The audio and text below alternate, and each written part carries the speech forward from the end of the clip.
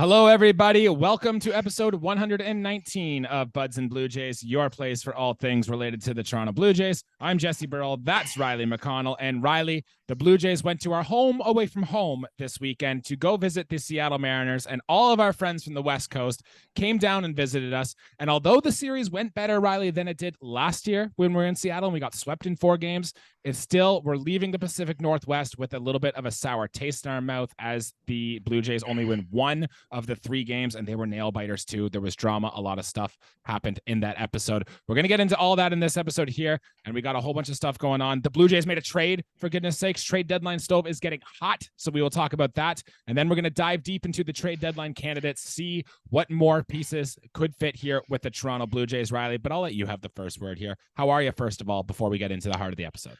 Jesse, I'm well. And first of all, you're too modest. Jesse cleared the bases with a triple in his ball game tonight. It's a big thing.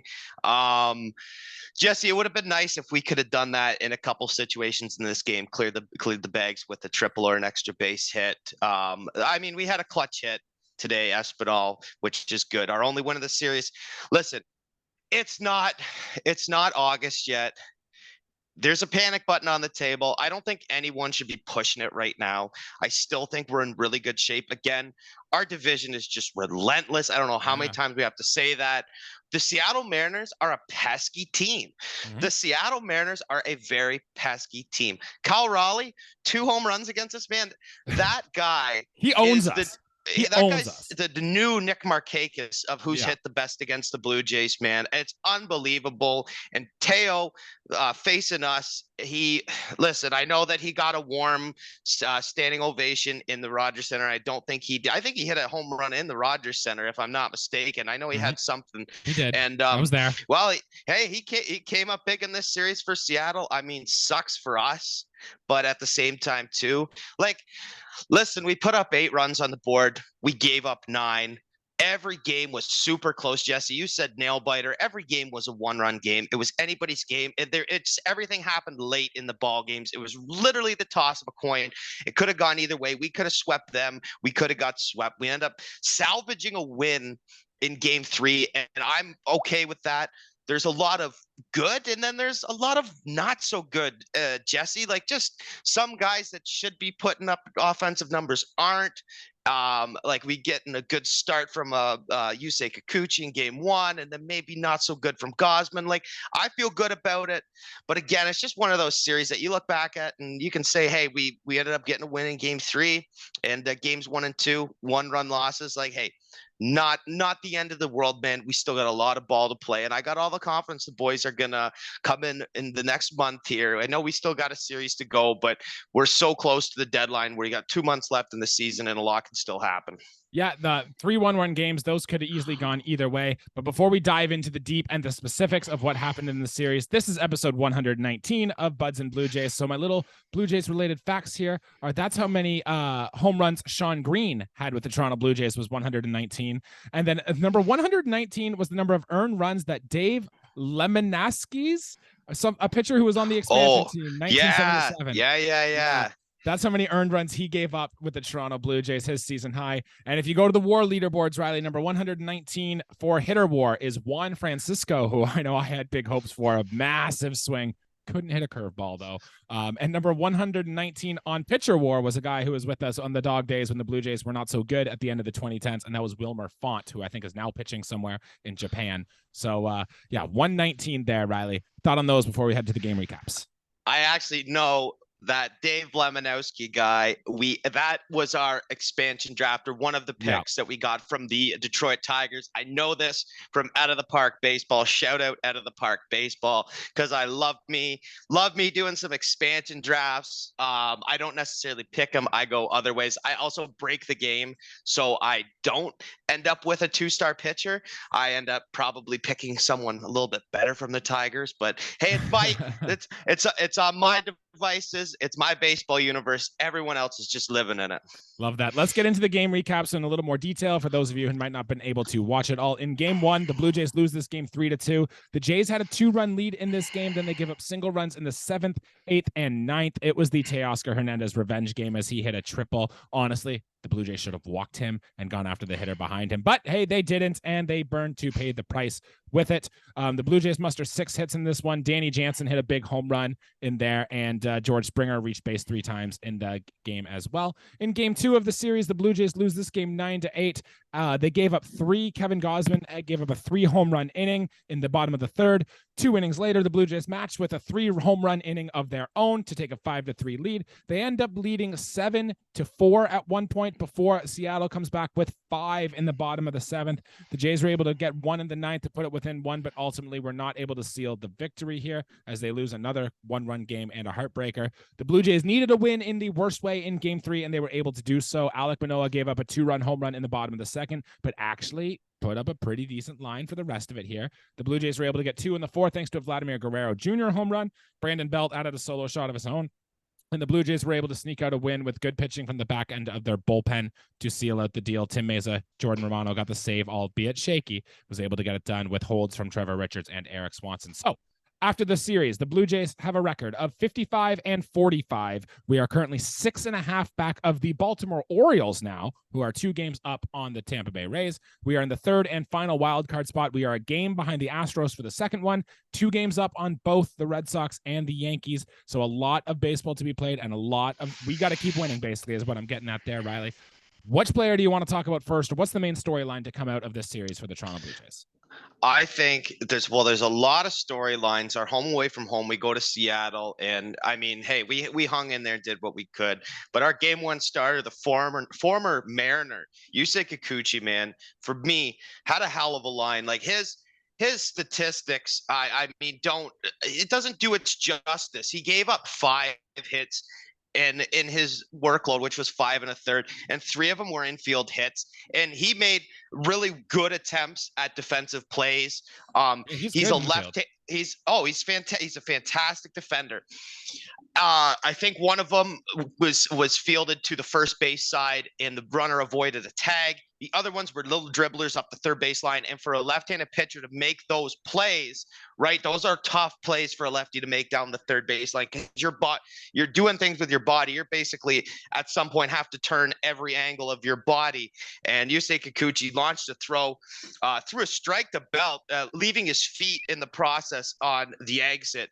But needless, he didn't get the out. He didn't get the help from himself defensively after some really good efforts. All in all, man, his control was excellent. And this is the situation, we've talked about this on the show, where Yusei Kikuchi should just trust the fastball more often. He was really looking good, man. Up in the zone, touching 97. I don't think he touched 98, but he was absolutely lightning in there, striking out 8. And he did get a couple strikeouts on the curveball. I think one down and into right-handed hitters. If you miss with that pitch, it could be very big trouble. But he was able to locate all his pitches. I think, if anything, his fastball was 10 out of 10 in this one. He gave up, I think, hard contact with the breaking ball once, and maybe had a couple struck foul to righties. But all in all, man, this was great. I think he could have gone longer. I think he surrendered a base runner, and Schneider had seen enough. It was the 3rd time through the order. He did his job. Yusei Kikuchi absolutely did a job, and it sucks in a way. We couldn't rally around and score more runs in this one. He really deserved to win in this, in all honesty. But that's just how it goes sometimes. I mean, we had a lot of over games, 1, 2, 3, 4, 5. We compiled 6 hits. That's not a lot of hits for this Blue Jays team. And to score 2 runs, we end up losing. And yeah, anyways, the loss or not, no win attached to it. Yusei Kikuchi still gets my first thumbs up. Yeah, Riley, we should talk a little bit about Yusei Kikuchi, because at the end of June, he had 2 starts, one against Oakland, one against Miami, one where he went 6 innings, one where he went 7 innings. He only threw, I think, 83 or maybe 78 pitches in this start. Like, it wasn't a lot. Like, Yusei Kikuchi could have gone for more. And we talked about in other episodes about John Schneider pulling Yusei Kikuchi early. Like, if he's good, he's cruising, why not give him more of a leash? I know he gives up a lot of home runs, and maybe, okay, if he does get tired, he gives up another home run, and maybe that's what John Schneider and company are thinking going through a 3rd time. But conventional wisdom says if your starter isn't going up to like 100 pitches, he's still got more in the tank. Do you want to see Yusei Kikuchi get a little bit of a longer leash here? He deserves it, man. In all Great. honesty, like we got to go off latest performances. I mean, yes, players have reputations and things like that, but if you look at the recents and what Yusei Kikuchi's done on the air, absolutely we think we have to turn the tables on him just a little bit.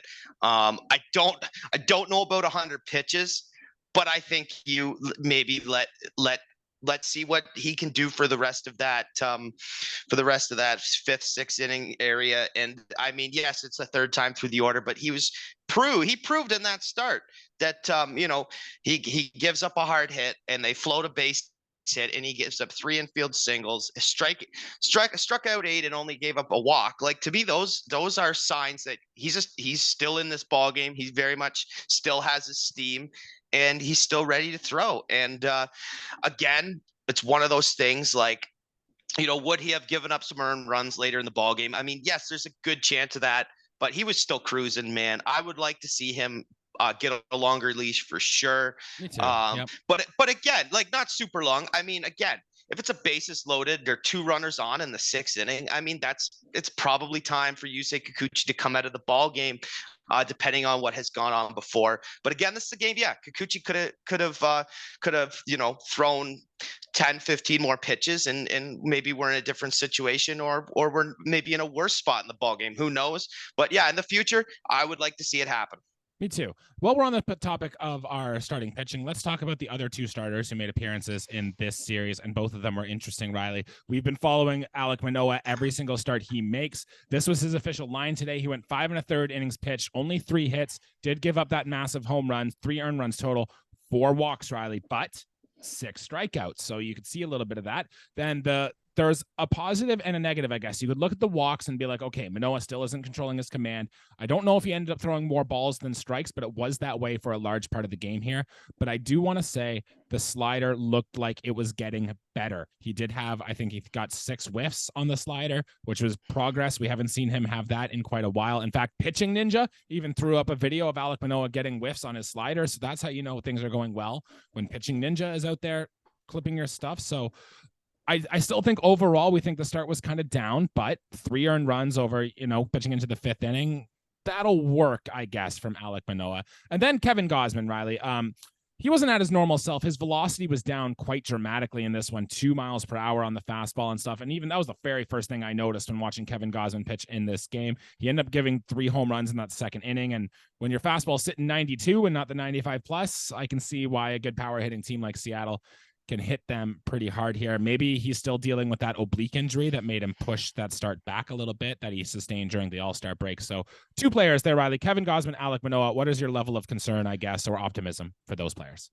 I mean, my optimism is still pretty high with Kevin Gausman. Let's talk about Gausman for a second and talk about the possible injury that is he's dealing with right now, and if he has any sort of ailment, if his performance is going to be hindered and it's going to worsen his condition. I mean, Jesse, we are trying to make the playoffs and we are trying to make a playoff push. Yeah, but at this point in the year, Gausman is a huge part of that. Yep. Yes, I mean, Seattle squared him up.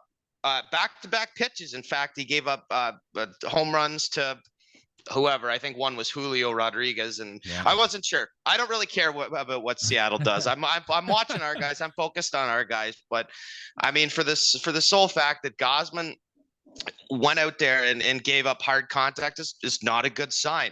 If you want to take away one good thing from this start for Kevin Gausman, look at his strikeout to walk ratio. 9 Ks, no walks. Yep. So the control and command was there.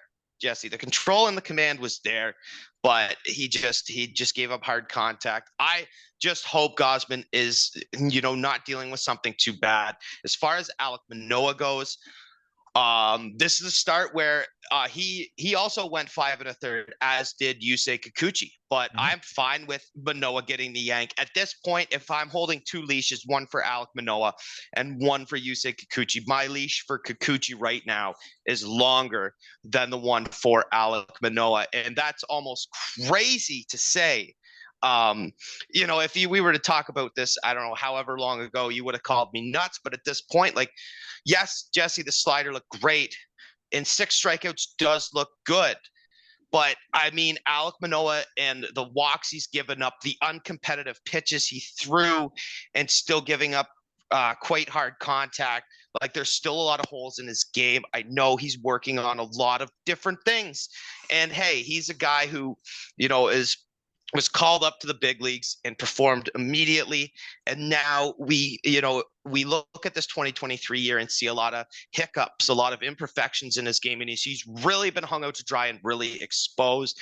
We still have to do a good job in protecting him. So him, getting pulled when he did, I have a full agreement with that. Yeah, we need to get his confidence up, right? Oh, so the fact, absolutely. And just then real quick on Kevin Gausman. Again, if he's not dealing with an injury, like he's due for another great start. Yeah, I like think so too. Is due. Like Kevin Gausman right now, I don't know what the votes are. Like, he's got to be. I don't think this start pushed him back in the Cy Young whatever. I still think he's a top 5 American League pitcher. And I don't know who will dispute that or not, but he's been absolutely fantastic this year. So the start for him, it's not a huge concern, but you would obviously like to see the velo up and the hard contact go down. Me too. It's almost like he took the break from the All-Star break. Maybe that's just what it was. A little bit too much rest for Kevin Gausman. He's got to get back into pitching shape. I will say, Riley, the last Blue Jays player to give up 4 home runs, but also strike out 9 was R.A. Dickey. He did it, and that seems like a guy who could rack up the Ks and also give up some dingers. One more note on the pitching performance here before we move on to the bats here, and that's Jordan Romano, Riley. Jordan Romano got a save in Game 3, adding to his American League co-leader. I don't know if he's still a leader or not, so that was good, but it was iffy. And he got the loss in the first game, giving up that the single off the wall to Teoscar Hernandez. What is your concern level right now on Jordan Romano? 1 out of 10. I mean, hey, he's a top level closer. He's had a really rough last few weeks, and I mean, hey, it's 1 out for of me. 10, It's a 5. I'll put it at a 5 right down the middle because, yeah, I mean, it happens to closers, but when you start to see it more, like, over the course of a 2-week span, then you start to kind of, ooh, wow. If it's once a month where he really has a clunker, it's like, you get him next time or whatever. But you never like to see that out of your 9-inning guys. But again, he could come out and be perfection for the rest of the season, or he could go out and have 3 blown saves in the upcoming month. You never know with relief pitchers. It's a funny job. It all is circumstantial. Who's coming up to the plate, where the wind's blowing, yada, yada, yada. But I still think Jordan Romano is fine, and I still think he's a top-level relief pitcher for, like, the whole MLB, man. He's still a great talent. And, yeah, he just has not had the best last couple weeks. I know I probably shouldn't mention it, but still no concern with moving him out of the closer's role, right? No, he's the guy. He is the guy. Guy. Figured he would be. I'm on the same page with that too. Riley, let's move to the offensive side of the ball where the Blue Jays did some good and there was also some bad in this series. Blue Jays got home runs from Danny Jansen, Vladimir Guerrero Jr., Brandon Belt, all hit home runs. I really like that Dalton Varsho kind of manufactured a run all by his own in this series. Even though he was slumping, he's able to do still things to positively contribute to the team. And then there was some negative here, Riley. Alejandro Kirk hit into a really bad double play that was being pinch hit from John Schneider. Bo Bichette is actually 0 for his last 17. This is the biggest slump we've seen from Bo Bichette in a while. And Matt Chapman he had 4 hits in the series, including a big game, but he's also striking out a lot here. So Riley, positives or negatives, where do you want to go first? Well, I mean, let's talk about the Kirk thing because it's a critical situation in a ball game. And let's just say this. He comes back and has a 4-hit performance. That's great and dandy and everything like that. However, there's no RBIs to attach that. There's no runs. So those aren't clutch at bats. Those are empty at bats in a lot of ways. They're empty hits. You're not really manufacturing anything, as you say. But bases loaded in a crucial spot late in a game, grounding into a double play is probably not what you want to do. We can also question, like Kirk's up there, and yes, we could have had Dalton Varsho. They're different outcomes all over. I don't know if the double play, it could have been a fielder's choice and score a run. Yeah, but it's with Kirk, he's so slow, right? Like I know it makes you want to pull your freaking hair out, man. It did. This is hey, This is not the first time we've seen this, and it won't be the last. He's very prone to this kind of stuff. I mean, even in his 4-hit performance, he still had not that heavy a contact. I mean, like you look at it and say, well, what Varsho? We don't know what Varsho would have done. I mean, at the time, I definitely didn't question what was going on. It wasn't even in the back of my mind. Which after it happened, I'm like, oh yeah, he does things like that, doesn't he? Mhm. Like as soon as it happened, I'm like, oh well, yeah, I guess Kirk does that. And yeah, it was a bit of a head scratcher, man. Chapman, it's too bad. We talked before the show. He's probably going to have 162 Ks on the season. And then my question, we threw it back and forth, was like, what is an appropriate amount of home runs for a guy who's a strikeout a game player? And I would say probably 40 home runs. Well, he's not hitting 40 home runs. He's taking way too many big hacks. Their fastball's up and away to him. That's not his pitch to hit. He's trying to just tee off on it, and it's just not working for him. And yeah, quietly, Bo Bichette going, I think 0 for 14 in the series. Yeah. 0 for 14 in the series, 0 for 17 in his last, whatever. That's the slump number, what it's at right now. But certainly not things you expect. We've seen it last year.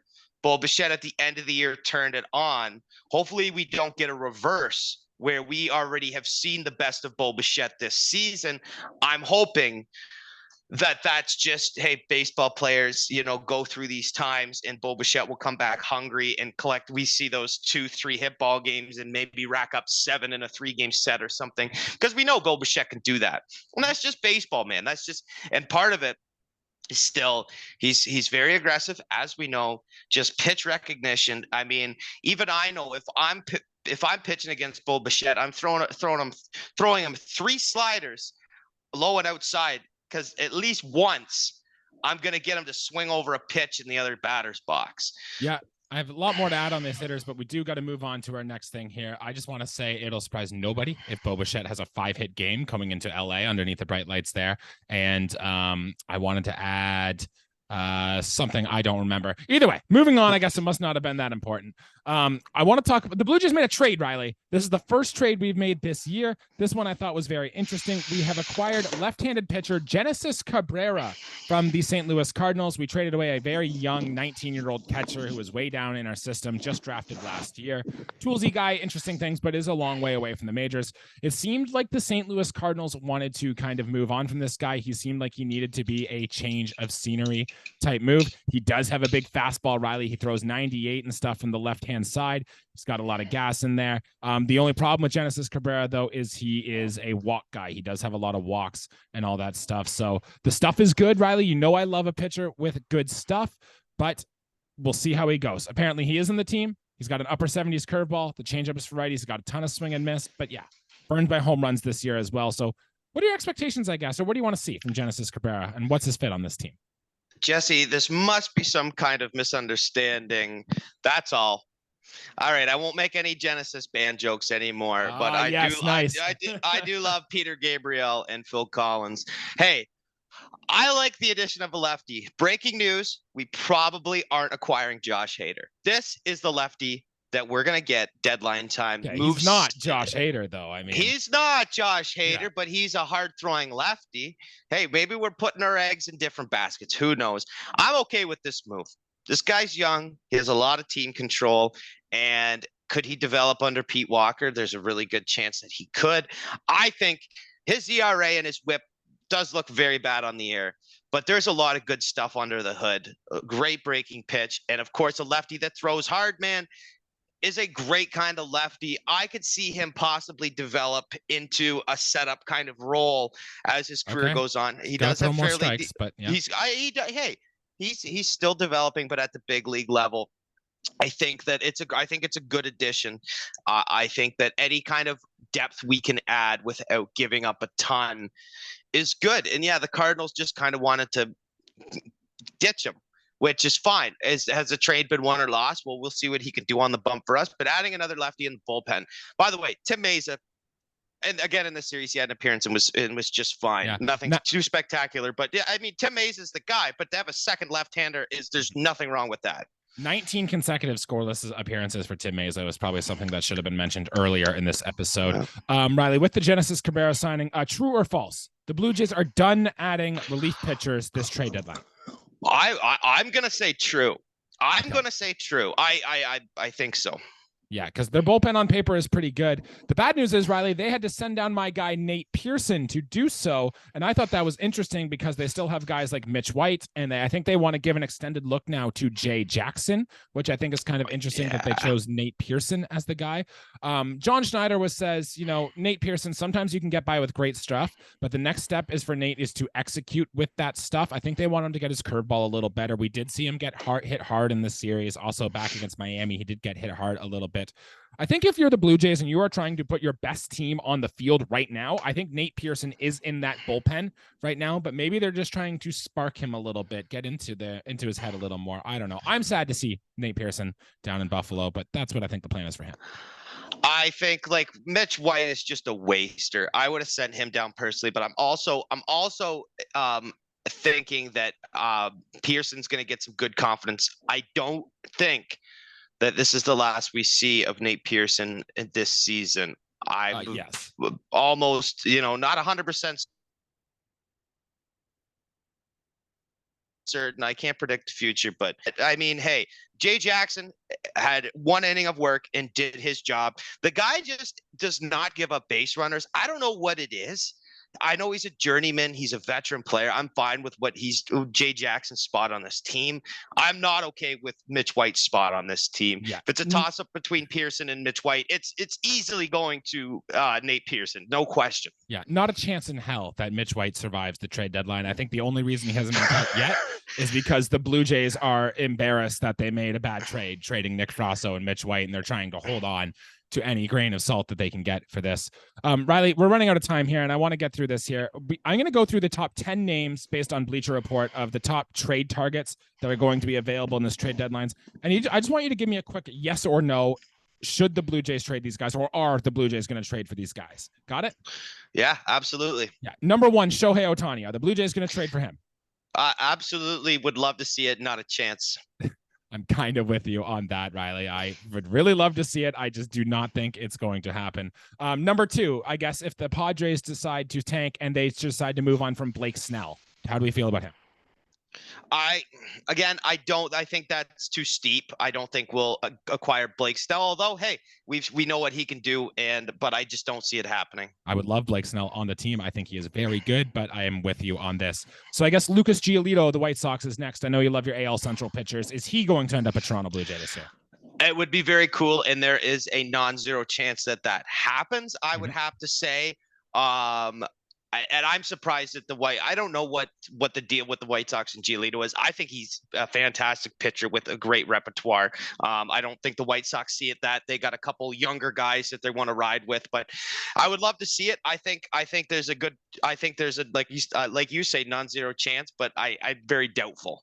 Yeah, and next on the list is Josh Hader. I think we kind of touched that. I think that's the name we'd love to see the most. But again, I think you and I both don't think that's going to happen. Next on the list is a third baseman, Jeimer Candelario. Unless we move Matt Chapman, I do not think we are acquiring a third baseman. So I think I can move on to that one. Next on the list, Riley, Marcus Stroman. Is he coming back? I think it'd be really cool. It'd be one hell of a story, man. And you talked about it before with probably change of scenery for the younger guys coming up, but I would like to think that behind guys like Mattingly and Schneider, that guys like Bo has grown up a little bit. So if he does come back, I don't think it's going to be a toxic locker room. I just want to see us win ball games, and I think Stroman is a guy that could possibly do that. I'm with you a little bit. I think he's more likely than the names we mentioned. I just do not think Ross Atkins and Mark Shapiro are going to bring back Marcus Stroman no matter what he does. Next on the list is Shane Bieber, Riley, and I want to say I am out on Shane Bieber. I have never liked Shane Bieber, even when he was throwing things in the zone crazy and he was putting up these good years. I never bought it. Shane Bieber might be one of those good pitchers in baseball I've never for a second believed is good, and he just keeps putting up good numbers and shutting me up. But I will die on that hill. I am out on Shane Bieber. I really like the Guardians pitchers. I was always big on Quantrill. I freaking love Zach Plesac. Sure. Savali kind of sucks a little bit, and then there's another guy, Tristan McKenzie. I mean, he's not even my top three favorite pitcher for me, so I'm out on him too. And he doesn't even throw that hard. I think his velocity's really decreased. Next on the list is Cody Bellinger. Riley, I'd be into this. I really would. He's got a WSC plus now, which was equivalent to his rookie season when he first came, not his MVP year, but his rookie year when he first came up. He's looked really good with the Chicago Cubs. We talked about in the offseason. I wanted Cody Bellinger. Do you think there's a chance we trade for him? Left-handed hitter, a little different, doesn't really fit the needs, but what do you think? I think it'd be super cool. Yes, Jesse, we were both big preseason. We really wanted to get a hold of this guy. I think depends what the price is because he has put up a great season. He's finally hit free agency. His career is going to look a lot different. He's not obviously the Dodger of the late 2010s. But again, he's up there with guys we could possibly get, especially with Varsho batting the way he has, and Bellinger hitting how he has this year. It's a possibility. I don't know if we'll go that steep though, because it will be a high price to pay. I'm scrolling through the rest of these names in this list, Riley. I'm not going to read them all, but I want to throw out some names that seemed interesting to me. One, Jordan Hicks. We heard that the Blue Jays had interest in them in the offseason when we were talking about the whole, hey, maybe we trade Jansen to the Cardinals thing. Jordan Hicks' name came up a couple times. You want to talk about a big bullpen with a big swing and miss arm. There's that. We've talked about Jack Flaherty. We've talked about Randall Grichuk. We've talked about Michael Lorenzen. We've talked about Tommy Pham. For goodness sakes, those names are all still very intriguing. We've talked about Paul Blackburn as well. That's on this list. Another name I could consider is if the White Sox do move shortstop Tim Anderson, I could see the Blue Jays maybe being a play on that one as well. And looking through the other names on this list, nothing really speaks to me unless you want to buy some stock in Mike Clevenger or Rich Hill to join your rotation, Riley. So any other names we're missing that you think, hey, the Blue Jays should probably go for them? I'll buy a nickel's worth of stock for Clevenger. I won't buy anything for Rich Hill. We missed a huge opportunity. We should have just went Genesis, Cabrera, Jordan Hicks, and Flaherty for get three pitchers from the Cardinals because that would have been great. I am big on Jack Flaherty, and I'm also big on Paul Blackburn. Poor Oakland.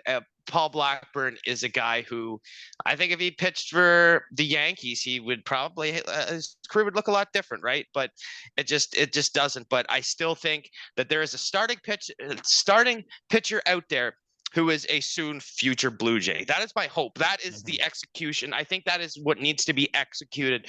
I was watching a video today and talking about, when we acquired David Price, that Blake Snell, I think would be the equivalent of that. Yeah, a guy who would be just dominant, right? There was a time where David Price was absolutely fantastic. I do not think that we will get a Blake Snell. A Giolito would be really cool. I'm still pulling with guys like Blackburn and Flaherty because, again, I think it would be less of a price to give up. And I'm all about, saving a little bit in the bank for future because, yes, flags fly, Jesse. That's but right. I do like to leave a little bit behind. Don't want to leave us too empty. Yep, I do also want to add, speaking of the farm, Ricky Tiedemann is back. He is throwing. He pitched 2 shutout innings. Brandon Barriera is back. He is throwing. Hyun-Jin Ryu had another good rehab assignment. Everything is looking good there. The Blue Jays, look, the names we are talking about here aren't really high-end names, and I feel like the Blue Jays are actually going to get creative, kind of like they did with the Whit Merrifield move last year. I don't think we're going to get a lot of impact. I think the Blue Jays' success on this season is going to come down with the current core of guys they have on the roster need to put up or shut up, and that's what I think is going to happen here. Riley, any last thoughts before we call it an episode here? Yeah, just one last thought, still baseball, but something that should probably be touched on is that there was the actual Cooperstown induction where the plaques go up, and 2 Hall of Famers both played for the Blue Jays at some point in their career, Fred McGriff and my kind of ball player, Scott Rowland, finally have their plaques up in Cooperstown. Well-deserved, both of them. Fred McGriff, way too long. 493 career home runs, I want to say. I think he's tied with Lou Gehrig. That's just a number that I know in my head. I'm pretty sure, almost 100%. And then Scott Rowland just could do almost everything on a ball field. So, and he was well-deserved. I mean, you want to talk about a guy who is a perfect, third base type guy. That's Scott Rowland. When I was a kid, And I thought of a third baseman in my head. Yeah, I thought of Troy Glass, but a more complete ball player would have been Scott Rowland. He's at his rightful spot. I was really rooting on him for not a long time, but as soon as he was on the ballot, I'm like, maybe he's not a first ballot Hall of Famer, but he's got to get in. And Fred McGriff, yes, the Veterans Committee, whatever. It's tough. It's tough to get in the Hall of Fame when you don't quite have 500 home runs, but everyone you played with, Tomei, Thomas, guys like that, have 500 career home runs. Baseball, it's just funny that way. Yeah, you have to be good to get into the Hall of Fame. Who knew? But I am also very glad to get Fred McGriff and Scott Rowland in there. I loved watching Scott Rowland as well. Glad he was a Blue Jay for a short time that he was there. That'll do it for episode here today. Thank you everybody for tuning in. Remember to like the video, subscribe to the channel, all that stuff. Riley and I will be back again to do this after a busy trip to the West Coast. Follow us on Twitter, Instagram, TikTok, all that fun stuff. I hope all your immaculate grids are going well. Riley and I have been posting out links for all doing those as well. So share yours, comment with us, talk to them. Even bonus, if you get some obscure Blue Jays on there, we'll love talking to you with that. Riley, anything else to add? Yeah, Immaculate Grid was great. I checked yours. I was not immaculate. However, I did try and go sicko mode today, and I ended up, I forget, I had who I was so lucky with my Scott Pasednik pull, but I was very proud of my Jock Jones pull, longtime Minnesota Twins outfielder. And then I remembered that he also played for the Chicago Cubs later in his career, because all those guys were definitely, I don't think I picked too many players. Maybe Hellickson pitched around 2015, but other than that, these were early 2000s guys. I love Immaculate Grid. It's a fantastic game. Me too. Not sponsored, by the way. Yeah, that's free baseball reference. Yeah. Immaculate Grid. That's some free publicity right there. We'll see you guys after the Dodgers series. Till then, let's go Blue Jays. Thanks, guys.